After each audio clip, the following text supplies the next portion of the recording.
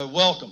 It's delighted. My name is Larry Williams. I'm the president and CEO of the Beacon Council, your economic development partnership for Miami-Dade County.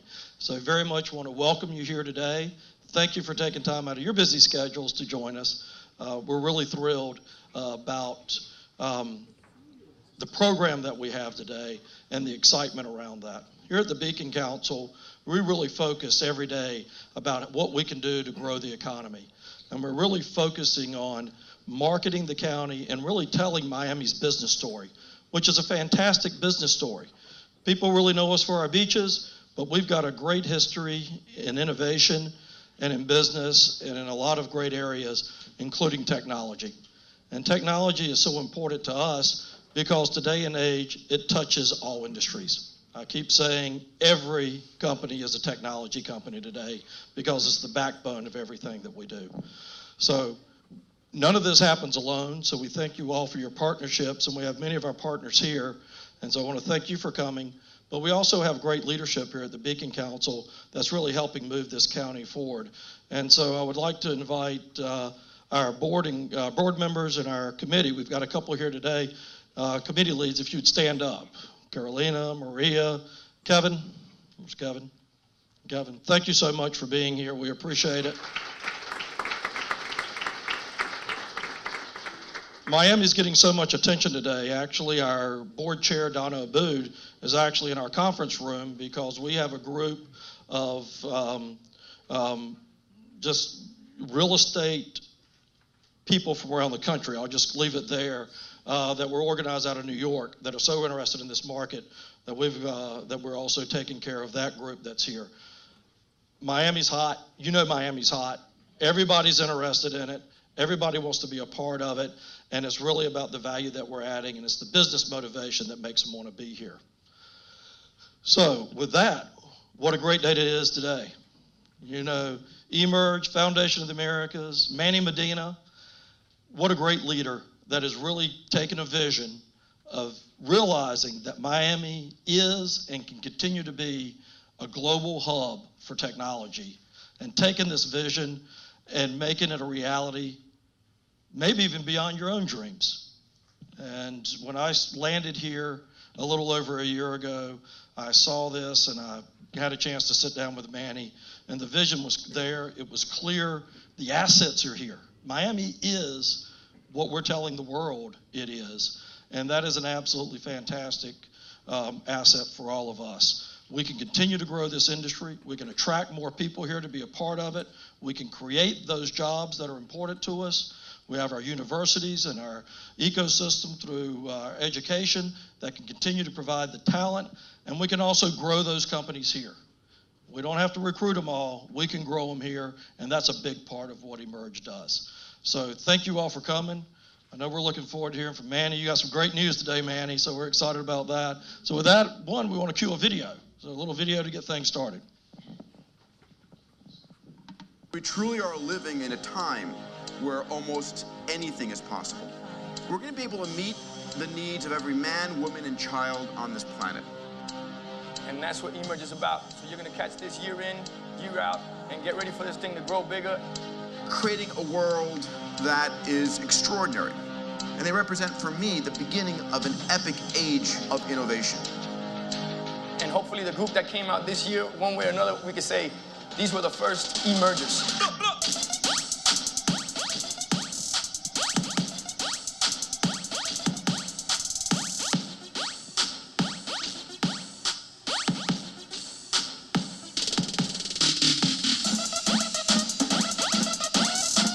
Smart City connects people, processes, technology.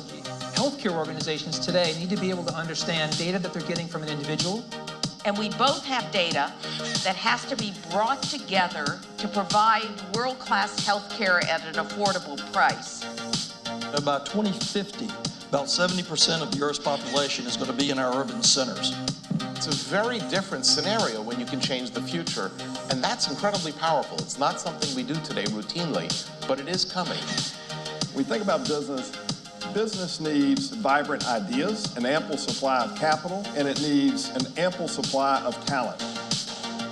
That there are not enough real internship opportunities out there So we try to develop platforms and condense data to make it easy to transfer through that bandwidth. The cost to connect are virtually zero, and the ability to act is going up exponentially. We want Miami to become the gateway to innovation, and it all starts here with all of you.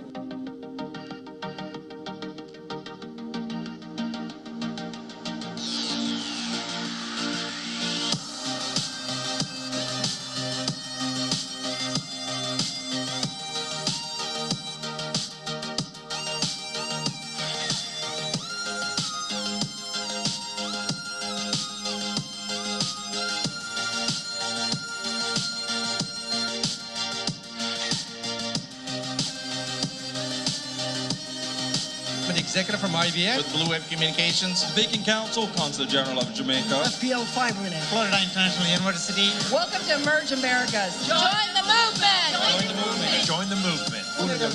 Join the movement. Join the movement. Join the movement. All right. Ready to join the movement? Are you already part of the movement? You know, this is exciting. I tell you, I've been up in Atlanta talking about this, been talking about this to friends around the country. Our own Lindy Bowman will be in Barcelona at the end of February at the Mobile World Congress, 100,000 people talking about those little devices we carry around in our pockets, evangelizing this. This is exciting. It's important to Miami, and please join me, and it gives me great pleasure to welcome Manny Medina. Thank you, Larry.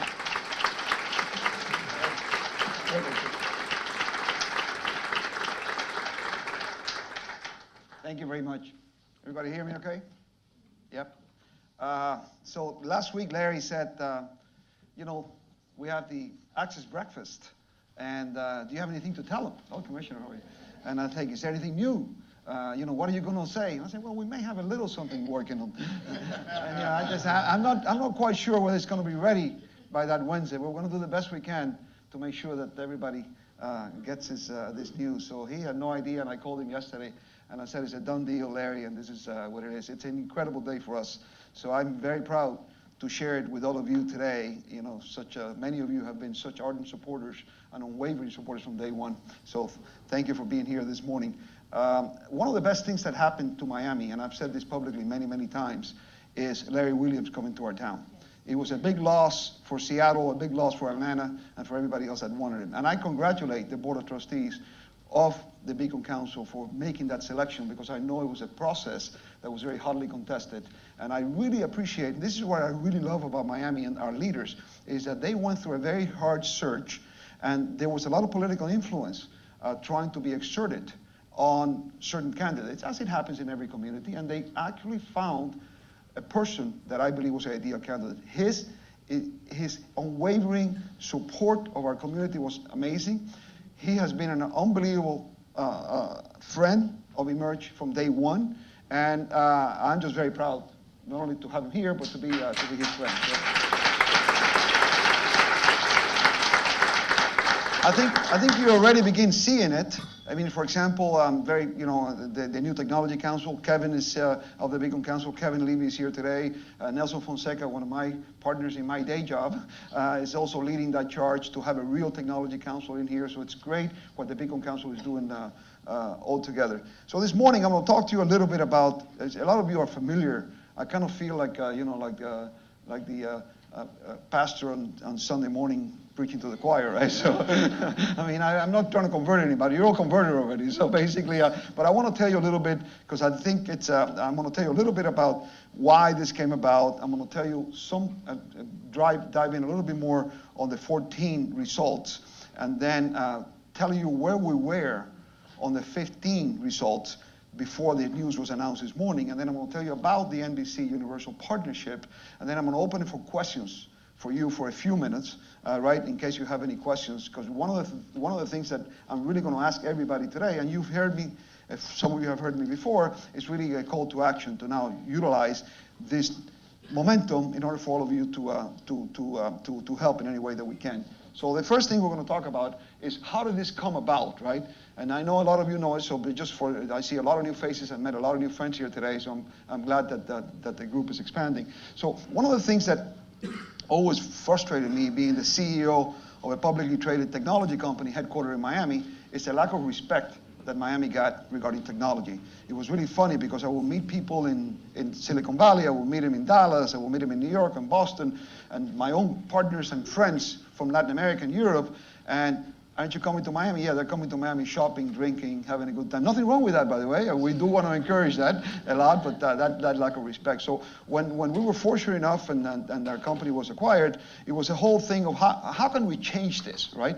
What is it that we can actually do to change Miami and to become a technology hub? Because I honestly believe that if Miami, now we're well on our way, I think from an economic impact point of view, I think that this community becoming a technology hub is the number one thing that we could do, right? And I'm an ardent believer.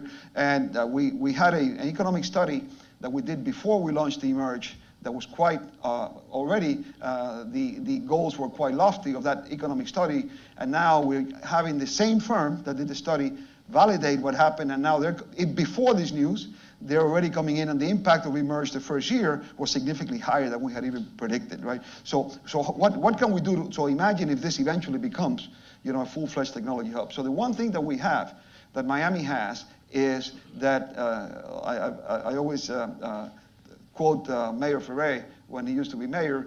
He used to say something that I love, and that is, in Miami we can screw up everything except our geography. Right? So basically, therefore, our geography is one of the biggest advantages that we have, and this is why we are the capital of Latin America for a lot of things. So I began thinking about the incredible boom in Latin America of business and in technology, and the insatiable appetite of the transfer of the technology, the incredible innovation. We had significant operations.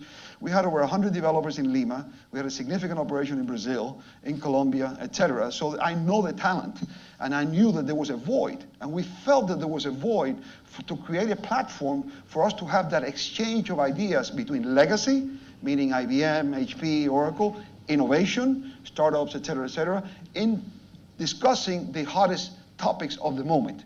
And I felt that void was there because we spent a lot of our marketing dollars going to these events, and there was nowhere that was catering to this market, right? So we said, we believe the void is there. So the first thing that we did is we went out and looked around the world, everywhere, from Berlin to New York, to London, to Santiago, Chile, of course, Silicon Valley, Austin, Texas, the Research Triangle, everywhere. What makes a technology hub healthy? And how does that happen, right? And we found, it was in myself, it was the entire team. And by the way, I'm sorry before I neglect, there's a whole Emerge team here. My daughter Melissa, VP, Javier Gonzalez, the Executive Director that is here today, and Geraldo, Chief Operating Officer, and David Nyon. So the whole team went out and said, so what makes a technology hub a technology hub? And we found kind of 4 pillars. Now, these are not absolute pillars. They're kind of more like the yin and the yang, right? One funges into the other. So, and really it all starts with education. You gotta have the right technology education ecosystem. And when people think about education, they think about higher ed, right? One of the things that I found is that all of these healthy technology hubs get kids hooked from the beginning. They get them interested in technology from day one. And like Melissa's,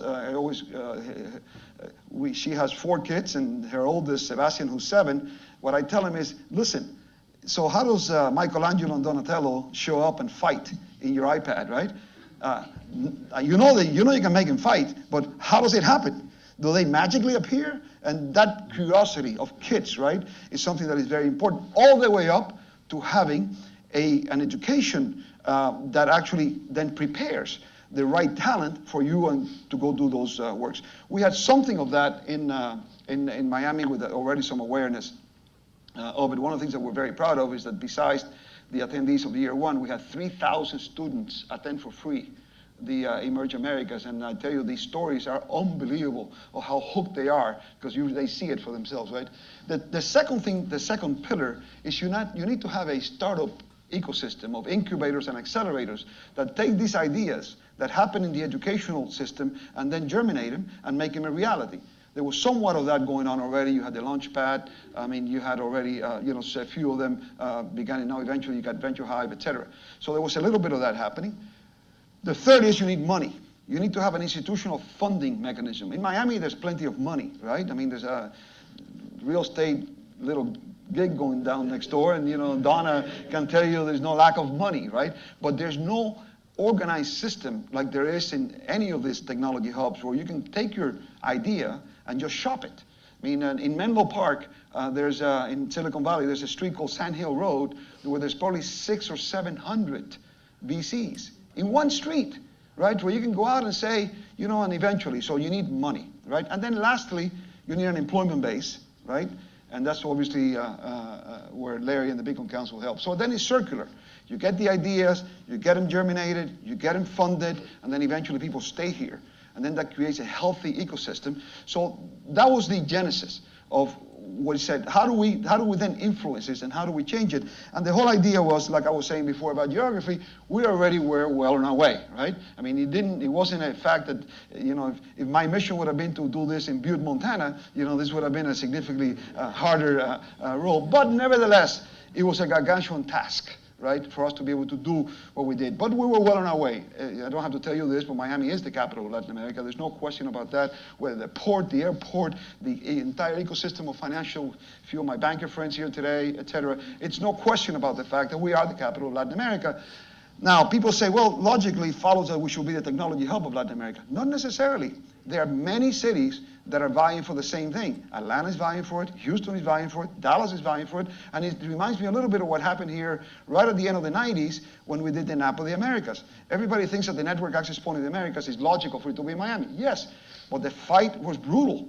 You had from the Carolinas, etc., from Atlanta again, they all wanted that NAP to be there. And today, the same thing happens. The void was there, but if we don't fill it, somebody else was going to fill it. And if you talk about South by Southwest and some of the other events, significant presence. Brazil spends $2 million exhibiting in South by Southwest, which is crazy, right? And every country is there. So it wasn't necessarily that this was going to happen by itself, but we certainly had a head start, right, in getting there. And that's what I said, okay, let's leverage what we already have. We began by evangelizing the idea. Some great friends that are here today, and from the Knight Foundation, Miami-Dade County Mayor, Carlos, Aldo Sal, Kevin, just a lot of folks that I began one-on-one, and then say, may make sense, we can get it, we'll help. So that was the genesis of how the Emerge America started, right? So then, So I want to talk a little bit about 14, just to dig down a little bit. I'm not going to spend a lot of time on this, but basically, because you already know the numbers. But we were, to say surprised is an understatement. We were really shocked. And what we did was really prove the void, prove the fact that the void was there. Now, this is the first year of anything, right? And this was not something that, that we were just giving away free booze, right? Basically, this was something that was, so it took 2 years to plan, but the results were unbelievable. Every one of these conferences that we attended have to have 3 factors, right? And this was more than a conference. This was we really wanted to start this movement. But to spark it, we figured that the best way to impact those 4 pillars was to create Emerge Americas, because everything is impacted out of Emerge. You impact the education, you impact the incubators, accelerators, the money. We had a bunch of VCs all show up for the first year, and lastly, the employment base.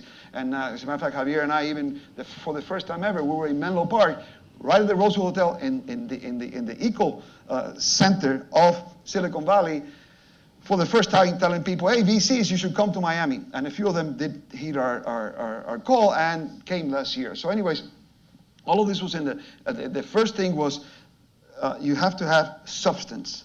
So the speakers were unbelievable, from Peter Diamandis, etc. And if you haven't done so, go to emergeamericas.org and look at the content from last year. It was unbelievable. The content was unbelievable. The second thing that these conferences need to have is they need to be a great networking event, where you come in and you really come in and get your money's worth because you want to meet somebody, right? I know that the Consul General of the Netherlands, of the Kingdom of the Netherlands, is going to be there, so I want to meet Barbara, and then etc. So what we did, networking. Not only did we have a bunch of networking events, but what we also did is we have this app that's very cool. The last year we took the convention center, we divided it into 50 points, and then if I wanted to meet Barbara from the Netherlands, I would send her a message, and she accepts the meeting and said at 10 a.m. I'll meet you in point number 32. And at 10 a.m. I go in and say, hey, Barbara, I'm Manny. And that happened, and that was one of the biggest things, one of the biggest benefits from a networking point of view. It's really interesting because we had EWM and our good friend Ron Schofield, who helped year one, and he did it for helping. He never thought, and EWM was there, and then after the event, Ron says to me, I can't believe it. I did a bunch of sales. So it was really, and that was so it's the networking, right? So number one, you have to have substance. Number two, networking. And number three, you got to have fun, right? And the parties. And that's one thing we know how to do in Miami, is throw a party, right? So anyway, so basically, and that's how we look at where we will go. And honestly, I don't know which one is more important, but they all need to be there. I cannot categorize them. And if you go to these events, you get substance, you meet people, and you got a lot of fun, you're going to come back. And you're going to go home and tell your friends. And that's what we did the first year, right? So all of this, we did all this, planned it based on our knowledge, but we still were shocked with the results, right? The 6,000 attendees, not including the 3,000 students, right? The 400 participants, etc. One of the things that really was interesting, and that's what really, when I talk a little bit more about the NBC deal, that really caught their eye at the very beginning is the quality of the attendees. 43% of the attendees were decision makers, C-levels, from all over the world. That's a big difference because these are people that are making decisions, right, for buying, etc. And basically from all over. Obviously, IT was the predominant, but like Larry says, that transcends every industry. So we had representatives from every industry in the industry. We had companies of all sizes, from the largest companies in the world to the smallest startup. We had companies represented from all over the world in the first year. 31 countries. That surprised us as well. We never expected to have so many countries participate the first year. For those of you who attended, you saw Taiwan, you saw Colombia, we had Dominican Republic, etc. But participants, they sent delegations just to scout out, and the same way that Ariel from the Israeli consul who is here today, the Netherlands, when Natalie, the consul general, she went, etc. But a lot of the countries that went this year are now all coming in a big way, having their own country pavilion. So for the first year, having 31 countries, again, validating the void. The press coverage was unbelievable. I mean, it was just all over the world. I had friends and people that I've done business with for a long time out of the Middle East, out of the Orient, Hong Kong. Hey, what are you doing? What is this Emerge thing? That just because it was picked up by just about every wire, to the point that South by Southwest, which is one of the largest conferences of this in the world, and it lasts for 3 weeks, got substantially less media impressions than we did for the first year, right? So that actually obviously helped. So anyways, so what happens on the first year was that we targeted, did all this, validated that the void was there, right? That was really the purpose of 14. Put our money, our effort, begged, pleaded, went everywhere. Anybody that would listen to us, we had a lot of folks that actually helped us carry the message. So what did we do this year? We began planning 15. Now this is all before the NBC. What I'm going to tell you about 15 now was before today's news. So we began planning 15. We were not counting on the NBC deal, but it's something that we began working on immediately after the end of the Emerge Americas in 14.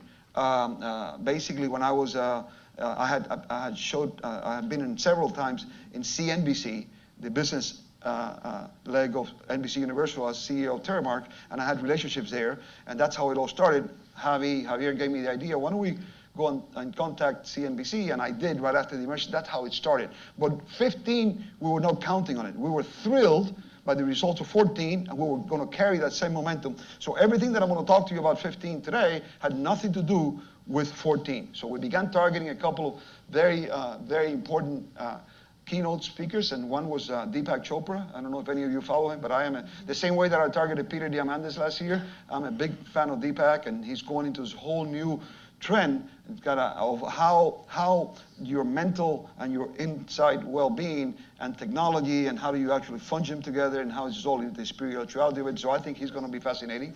So Deepak confirmed, and then of course my good friend Jim McKelvey here. I'm going to introduce him in a second. So etc. And then one of the most interesting, talking about the Dutch, and this is the first contribution that our good friends from the Netherlands did.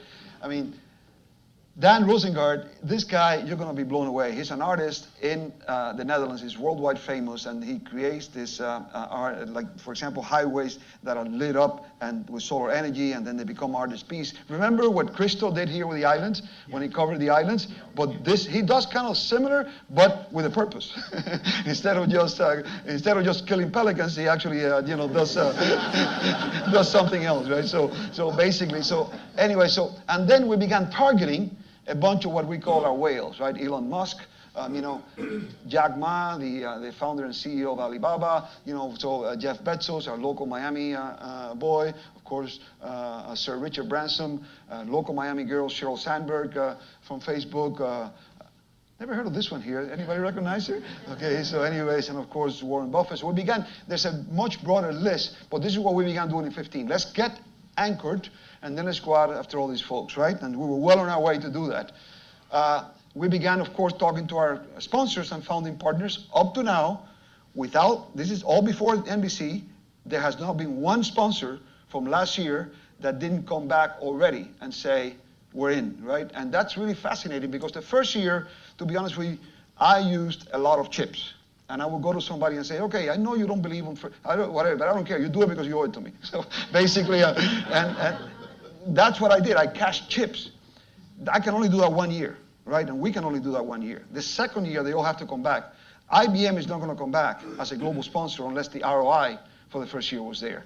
And that was very good, because all of them are coming back. So we were well on our way on the sponsors, not only on the founding sponsors, of course. We got the Knight Foundation, which gave us a multi-year grant, which actually went a tremendous way, etc. And JP Morgan Chase, we just had a lunch yesterday with Senator Mel Martinez, and so everybody got their money's worth last year.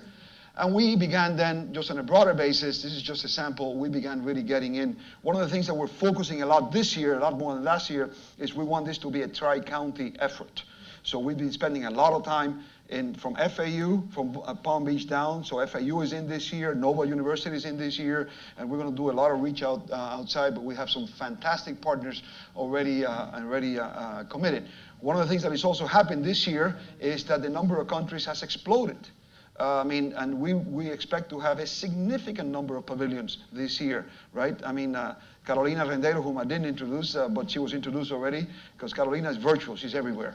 I don't know how this happens, but she's everywhere. Anyways, she's been leading the country effort, and we are just, literally exploded with countries this year already committed to be and bring their pavilion and bring their technology companies inside their pavilion, right? So that's all great. So all of this was happening, we were putzing along, doing great, and at the same time we were working on this NBC Universal deal. And then obviously,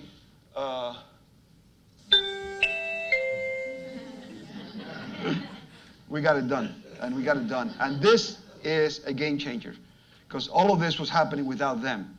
And I got to tell you something, it's a game changer. It's every property. It really started with CNBC, and that's what I targeted from the very beginning. But the CNBC folks got so excited that they brought it to the NBC News Group, and then eventually up and up and up. And this is going all the way up in the entire chain, which is a good thing, but a bad thing because it delayed us. But on the other hand, it was just phenomenal.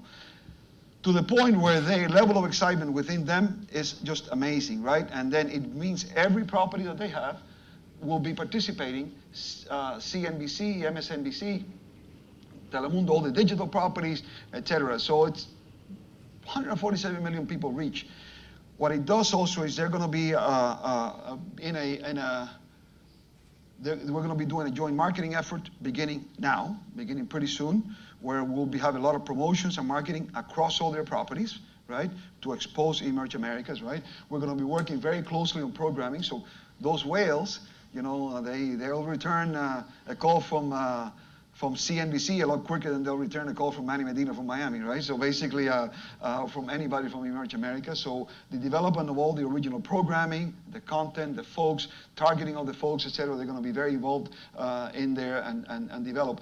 One of the things that is going to be really, really cool is that they're going to broadcast live from Emerge Americas. I don't know exactly, but you may know, you know all their shows, right? Like, Meet the Press. Chuck Todd is a local Miami boy from Coral Gables High, right? I mean, you got Dateline. I mean, you got MSNBC. You got Jose Diaz-Balart with his show. You got CNBC. You got Jim Cramer and Fast Money and a bunch of shows. I don't know which ones are going to be yet. That's what they're selecting now. But it'll put us at the same level. I don't know if you ever watch when they program out of Davos. If you haven't, it'll start next week, where they live interview, the folks coming in, and they create this content, or they do it also at the Berkshire Hathaway annual shareholders meeting, or they do it at the Allen & Company in Sun Valley, Idaho. It'll put Emerge Americas right in that company, day one, which is pretty fascinating when you also think about this only being the second year, right?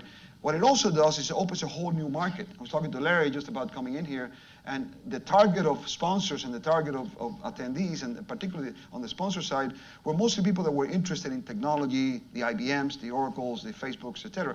This opens a whole new market, because now the NetJets and and the Dom Perignons and more of a consumer that I say, okay, we want to go be present there, because now this is going to be in this audience. If you see the sponsors of all of those shows, whether it's at Davos or something else, so it opens a whole new marketplace and a whole new level that we just couldn't have expected, right? So I believe, honestly, that this is a game changer for us. At the same time, for Emerge, therefore Miami. One of the things that all of you have said, what is the vision for Emerge? Is the analogy that I use is Art Basel. I grew up in Miami. Miami was not an art capital. If you were a hip artist, you had to be in Barcelona, in New York, in Paris, but you were not going to be in Miami. Today it is. And the single one thing that changed that was Art Basel, right? And look what happens to our city during that week. And I believe that with this partnership, with this media partnership, this will be accomplished a lot quicker than we had anticipated. So again, thank you very much for being here this morning. Thank you for helping. There's a number of ways that you can help now moving forward and carrying the news. You are all on social media, so go out and tweet and retweet and and post on Facebook and do all this stuff. All of you who have companies, I mean, have some of our friends here from Belson, they did an event for us where we presented. Friends from Morris Brown Argis, so we can carry the message out for your own employees. I would encourage all of you to register. After this, prices are going to be going up significantly, to encourage your employees to register, and just to be able to create that excitement going in here, ideas on content, anything else. So we want all of you to actually participate and be as part of it. Some of you didn't join the beginning. It doesn't matter. This is still the beginning, right? So I think that this year is going to be that fundamental difference. So thank you very much, and appreciate you being here today. Thank you.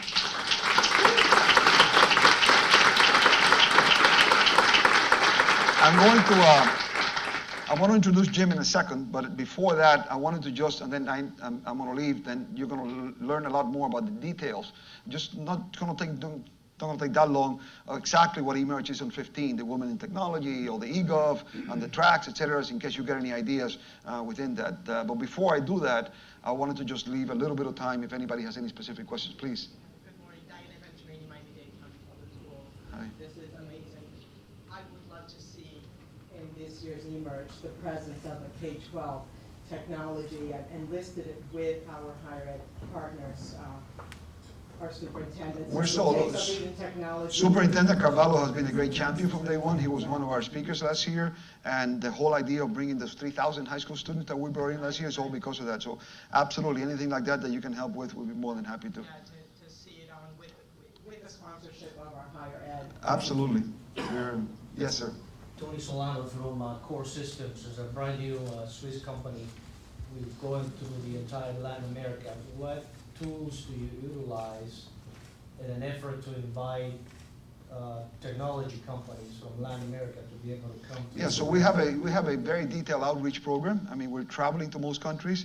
We have partnerships with a lot of the incubators and accelerators in those countries. Last year we had a lot of them come in and participate. This year we expect a lot more. Now with this, one of the things is that the Latin American reach of the NBC properties is huge.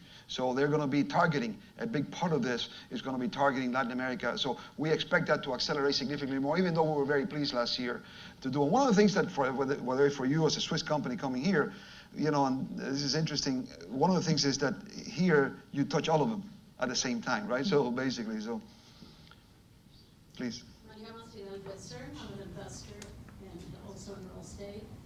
Wanted to find out if you're planning any matchmaking between companies or different countries. This is part of the networking. I mean, we let the matchmaking meaning. More organized fashion. Yeah, but I mean, it's very organized in the sense, but we cannot. All we can do is let you know who's there. And we let you then know. There are very specific events for networking. Like, for example, we had the CIO Council last year. This year, we plan to have the CFO Council, etc. So there are networking events.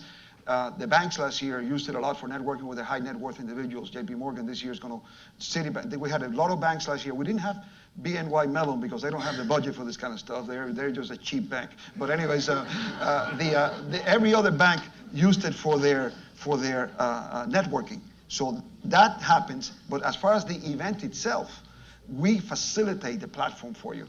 But it's like dating. You know, you cannot go to a dating site and now you choose him or her. It's up to you, right? What do you do? One last question, if anybody has it. No. Yes. Manny, this isn't so much a question as a thank you for including our students from NIFTY on that amazing, iconic stage, along with all the adult entrepreneurs. Perhaps you can tell them. Go ahead and tell them, because tell them what the reaction of the students has been since. Yes. So Karen Bonilla, who is a student at John Ferguson Senior High School, is working on her app, which is a tool to educate young children about epilepsy. And she's in the development stages of her app. She actually competed in our national competition in Silicon Valley, where she also met with some venture capitalists, and she's on her way with her business. So thank you so much, Manny, for this is that platform. That's exactly what we're talking about, right? Thank you. All right, so now I'm going to introduce you. We are very lucky in Miami that we were able to get a new resident who actually is he actually doesn't need much of introduction, but if all of you have heard of that little tiny company called Square.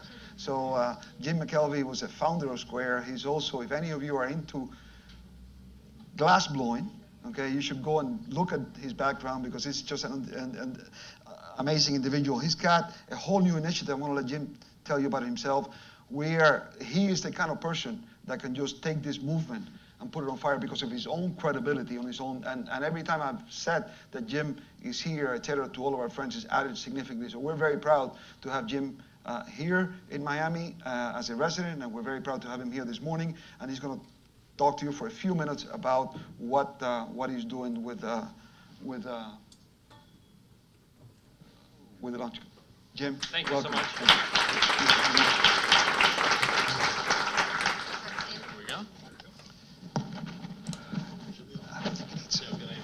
Here in a second. Oh, look at that.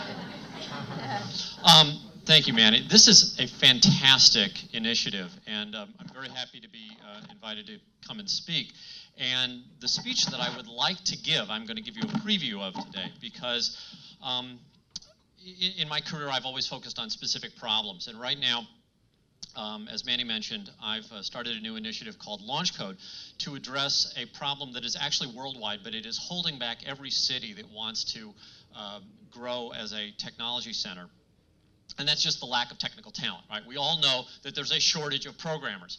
And I'm from St. Louis, and this problem is worldwide, but it certainly affected my town. And about a year and a half ago, I got together with a small group, and we tried to answer the question, why, if there are so many great jobs, and tech jobs are great, you can come like in a bathing suit, like to work, and they will still pay you.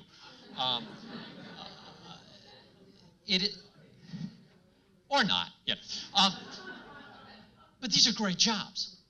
And it's relatively easy if you compare the amount of money you make at a tech job versus a professional job to get the training for these. And yet there is this problem with the market where, for some reason, there's this worldwide shortage of technologists, of programmers.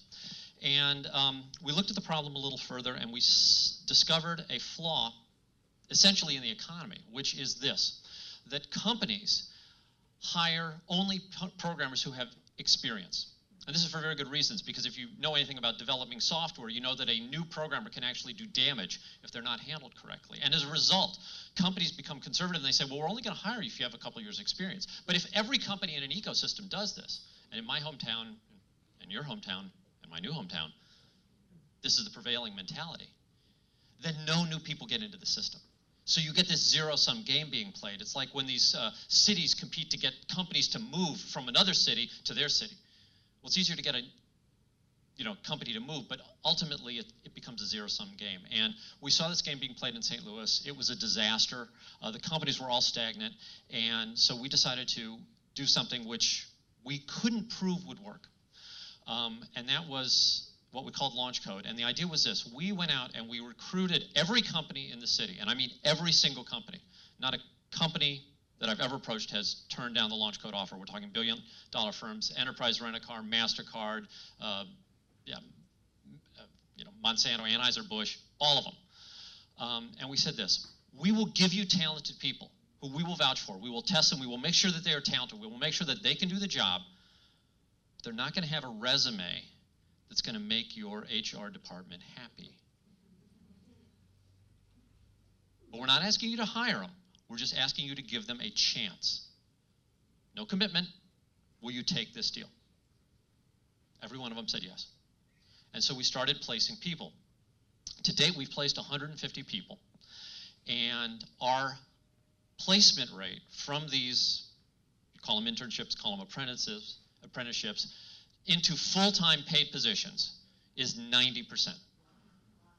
So 9 out of 10 people actually get jobs at the companies. Now, that's a statistic that we use publicly because that is a statistic that matters to the companies. So some of you, how many of you guys are from companies here who might be interested in hiring programmers? Mariana? So, Mary, would you stand up? And you keep your hands up. You need to speak to Mariana. She's running Launch Code in Miami. And yes, I'm here as a shill. You thought I was actually going to say something. No, I'm recruiting you. 90% is the number that we use for the success rate for companies hiring people through this program. The more important statistic is actually from the perspective of the individual, which is 99%.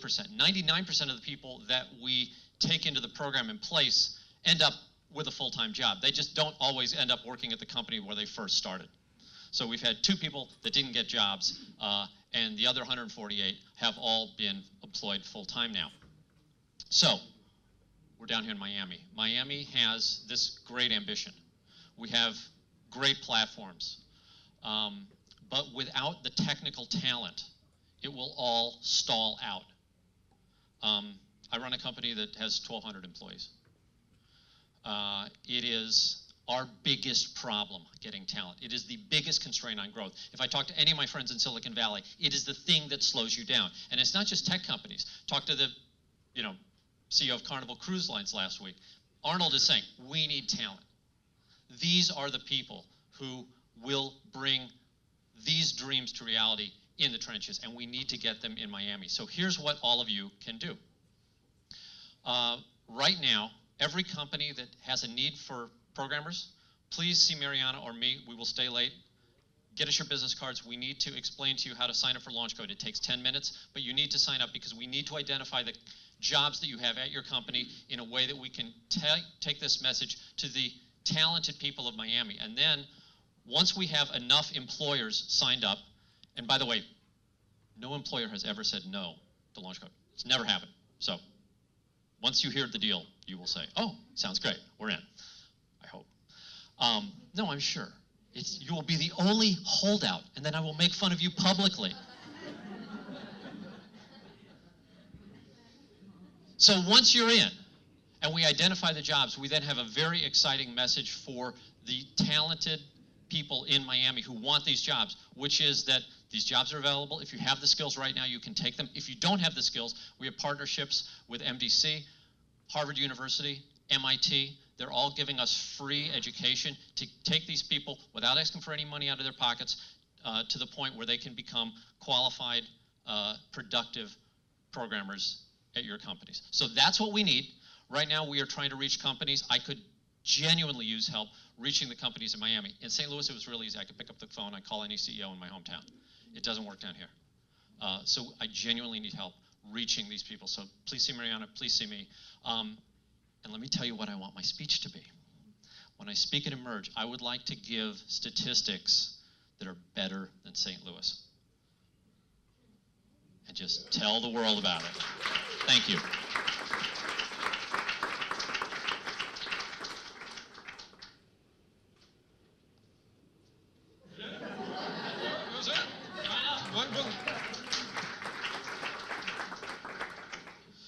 Thank you so much. Great program today. You're going to give a few, so no, we're going over. We got a good little facts.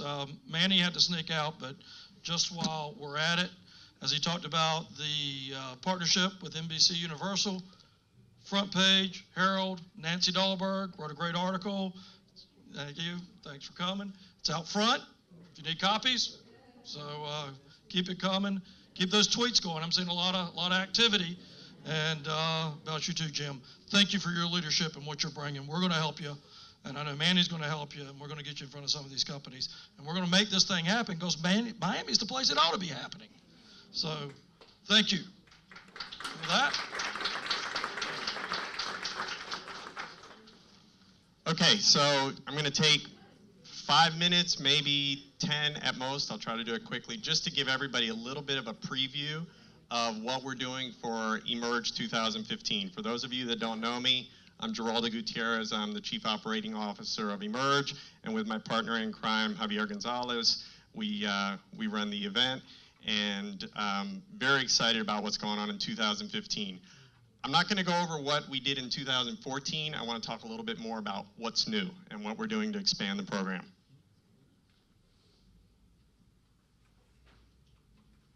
From a content standpoint, we're not going to reinvent the wheel. We're going to use the same wheel, if you will, that we used last year, focused on some key industries, building on industries that already have a significant presence and significant momentum and capabilities already here in South Florida. Of course, finance we talked about, healthcare, media and entertainment, we call it mega media and entertainment and gaming, innovation, which is really about startups and entrepreneurship, and then smart cities. And smart cities is very important, and I'll come back to that in a little bit, because it really unites the leadership from a public sector perspective with technology, and it's a core part of our content. And then overlay that with what are the key technology drivers that are influencing all of those industries, from cybersecurity to mobility, big data, cloud, et cetera. So our content will be really structured as it was last year. This is a new development for us, an expansion, if you will. Last year we held the Mayoral Innovation Summit, where we invited mayors from Latin America, some cities in Europe, really to sit down and talk about smart city technologies. Urbanization is such an important issue for our cities. As we look out the window and see all the construction going on, we know very well what that means to a city. We had such a tremendous response to the Mayoral Innovation Summit last year. We're expanding the program to a government innovation summit. We're going to have other parts of the public sector participate with corporate sponsors, leaders, thought leaders in the industry to talk about what we can do to marry public and private partnerships, leverage technology, and better the living and working conditions of our citizens. WIT is something we're also very excited about as a new development, Women, Innovation, and Technology. It's an important demographic in terms of creativity and leadership. And we've talked about this quite a bit at the office. It's amazing how many people on Wall Street are recognizing some of the best companies in the world are run by women. People are starting mutual funds where they only invest in companies run by women because they get better returns. So we're bringing together women that are changing the face of technology through innovation in a one-day summit that will be at Emerge on Monday. You can sign up for it, same as you can sign up for Emerge right now. eCity Center is also something that's new this year. It'll be a physical presence on the expo floor where there'll be a park, a city, a plaza that you can sit in an informal way and interact with some of these smart city technologies, some companies that will be able to showcase what they're doing. It'll have Wi-Fi, John, because I know that's like your most important thing in the world. So it'll be a fun and interactive yet cool way to interact with what's going on in technology. EP2 is our Emerging Projects program. We have people that have actually gone around the world, from Barcelona to last week at the Consumer Electronics Show, to Brazil, to Japan, to some of these technology expos to see what's cool, what's new, what's innovative. And we're going to have that near center stage. They may be products that are not commercially ready, but something that you want to see. We want Emerge Americas to be the place people come to see what's next. Maybe you can't buy it today or tomorrow, but when you buy it 5 years from now, you'll say, you know what, I saw that at Emerge Americas. That's what EP2 is all about. And then these are some of the things that we did do last year that we're going to do bigger and better. The Startup Showcase, where we had over 400 companies apply for the startup competition. We handpicked 115 of the best, and those are the ones that were right there competing, and we're going to duplicate that. We expect that we'll have more than 400 for sure apply this year. Country pavilions, Manny talked about it a little bit. We're really excited to have some new countries in a big way, like the Netherlands. I get phone calls at 6 a.m. from Italy because they really are excited about what they're doing at Emerge. Portugal, Spain, in addition to Brazil, Colombia, Taiwan, Dominican Republic, the list goes on. And we're very excited about all of these companies using Miami, using Emerge Americas as a platform to reach Latin America and other markets that they normally wouldn't know how to approach. So they see the value in being here, and we know why. The hackathon, again, reaching out to another important demographic, getting programmers involved in a programming challenge. We're going to do that as well. This year we're going to do it at the Idea Center, which is Alice and Nifty's new home in downtown Miami. We're excited about that venue. STEM, of course, is critical, and we talked about the importance of getting the students involved from a very early age. So we're going to have, again, some interactive experiences where we can bring in students to experience technology, interact with it, whether it's robotics, bridge building, playing with some new technologies, in addition to the more polished students in the NIFTY program. Hiring fair. Jim just talked about it. We're going to expand the hiring fair from last year. We actually, to be honest, did it as an afterthought, and it was something late in the game where we said, you know what, let's open this up so companies can interact with people looking for technical jobs or jobs of any type, because it's all about economic development. And we expected maybe 30 companies. We had close to 50 sign up. We had to stop it because we just didn't have any more room. This year we're going to do it for 2 days. And it's going to be right around the same area where the entrepreneurs will be in the startup competition, so a lot of interaction. We're excited about that. And then networking events. We will do the same signature networking events that we did last year at 1111 on Lincoln Road. We're also going to do the Monday evening our networking event at New World Symphony, which is a great venue, also a nice place to interact and meet new people. This is, I won't go through this in detail, but this is the floor layout. One thing I will point out, for those of you that were there last year, the summit halls were off to the bottom left. So a lot of people, of those 6,000 that came, went in, and there was so much content that they were jumping from hall to hall and summit to summit and never really had a chance to interact with the expo and all of the cool things going on there. We've actually redesigned the entire floor so that the summit halls are in the back, and you have to go in and out through the expo. And it'll create many more opportunities for everybody to get a bigger exposure and experience with all that Emerge has to offer. One other thing I want to point out, obviously I'm not going to go through this in detail. Emerge Americas is not about a once a year event. Our job is to drive those 4 pillars that Manny talked about throughout the year. So we do as many things as we can throughout the year, whether it's locally, and when I say locally, it's Miami, it's Broward, it's Palm Beach. I have an event this week in Palm Beach, had an event last week in Broward. So we're working as much as we can to communicate what we're doing here as a South Florida initiative, above and beyond just Miami. But we're also doing events on a national level and an international level. So we're going to be doing things even more so from now until May when Emerge kicks off. But the idea here is a constant drumbeat throughout the year of what we're trying to build as a community. And then this is the detailed Emerge Americas weekend, if you will. We're going to start with our main event on Sunday evening at 11:11, a full day of programming on Monday, May 4th, which, by the way, is International Star Wars Day, so may the 4th be with you. So keep that in mind. There may be something related to that. And then on May 5th as well, we'll have all-day programming. But there will be some VIP events on Sunday. The hackathon will begin Friday and Saturday. So lots going on. This will be on the website. If you have any questions, let us know. But one of the things that we want to do is get everybody involved early. There's a lot to do, many ways that you can get involved. So please go to the website, meet with any of us. And if you have any questions, let us know. But look forward to seeing you in May.